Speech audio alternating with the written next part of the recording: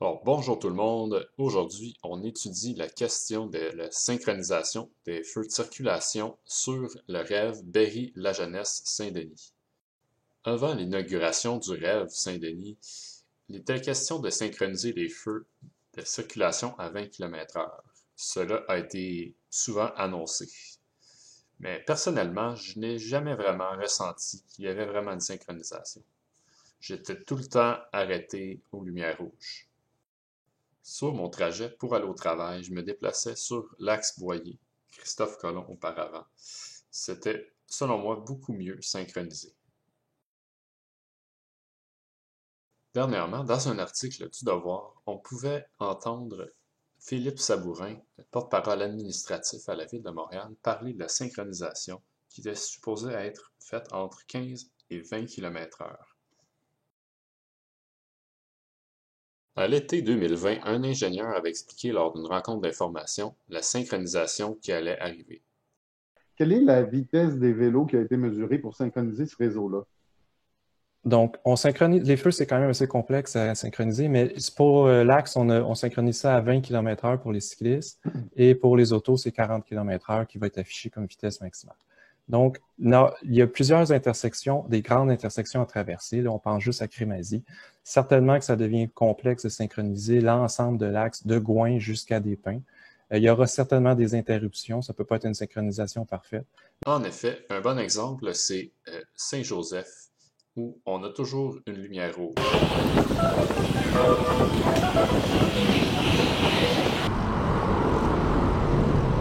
C'est physiquement impossible de pouvoir avoir la lumière verte. Mais l'objectif, c'est que le cycliste puisse franchir le plus de feux de circulation possible avant d'être obligé de s'arrêter à un feu rouge. J'ai donc eu l'idée d'aller mesurer moi-même la synchronisation des feux pour éviter seulement de me fier à mes perceptions. Si la ville dit que c'est synchronisé, c'est bien parce qu'il y a un fond de vérité, non? Allons voir sur le terrain. Pour réaliser les mesures, j'ai pris mon vélo de route avec un odomètre. Je tentais de suivre le plus possible le 20 km/h en regardant sur l'odomètre. J'ai filmé tout mon parcours pour aller au travail, de Soriol à Rosemont, le matin et pour le retour le soir. Et c'est parti!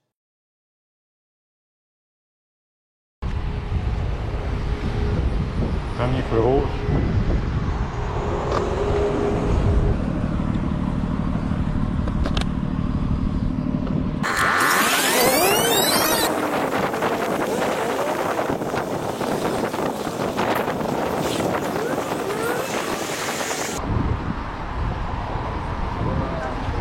Premier feu vert. Difficile quand même de rester en bas de 20 km/h sur un vélo de route.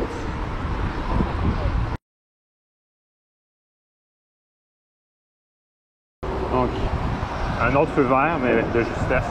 Il restait 2 secondes pour traverser.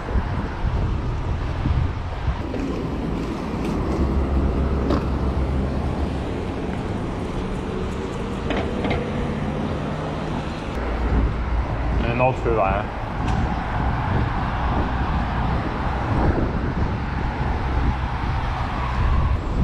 Un troisième feu rouge. J'ai jamais pris ce feu-là vert. Donc, une détection de vélo, c'est assez rare. Quatrième feu rouge. Ah. Je vais le compter comme un vert. Mais si j'étais vraiment allé à 20 km/h, j'aurais eu une rouge.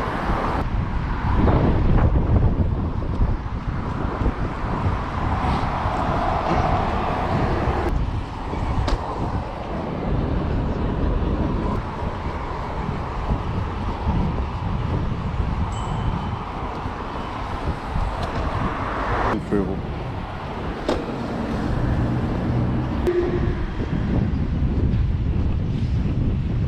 J'ai eu le feu vert, mais j'étais à 1 seconde d'être sur la jaune.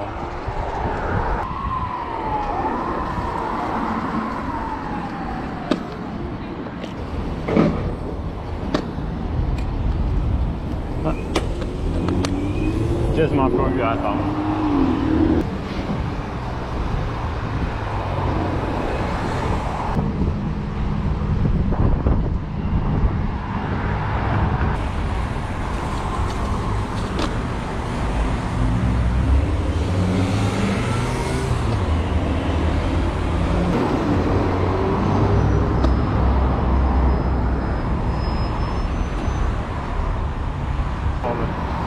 trajet s'arrête ici.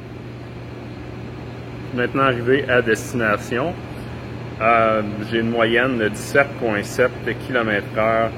Donc, même si j'essaie de rouler environ à 20 km/h, dans les faits, on roule toujours un peu moins à l'approche des intersections. Donc, ça donne ça.